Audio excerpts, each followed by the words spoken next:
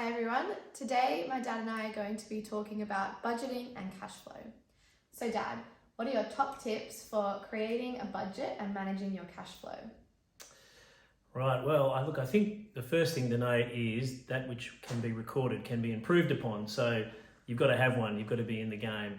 And I think the starting point there is to utilise a number of the tools that are available, or at least one of the tools that are available online, to start to get a handle for how you're currently spending your money.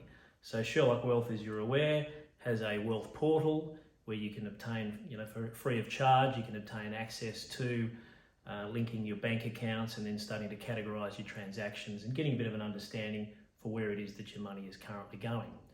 Now, once you've started to get an understanding of that, you'll hopefully quickly realise areas where you may be spending too much and maybe areas where you can start to actually save some more. The next step is categorising your spending into essential and non-essential. Obviously, it's going to be hard probably to find savings in the essential, but there's probably going to be opportunities to find savings in the non-essential spending bucket. And have you got any tips about creating a budget?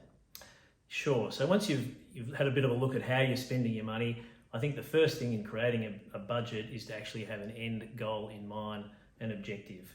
Because if you've got something that you want to aim for, you're going to actually have a much better chance of achieving that. So set yourself a goal.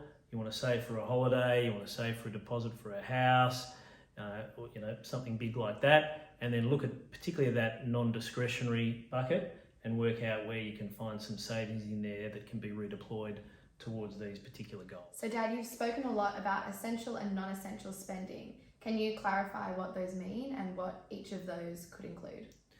Sure. Look, I think it'll be a little bit different from everybody, but the essential items are those things that you absolutely have to spend money on to get by. So we all need to pay rent, we all need to put food on the table, we all need to clothe ourselves and do things like that, pay for electricity and water rates.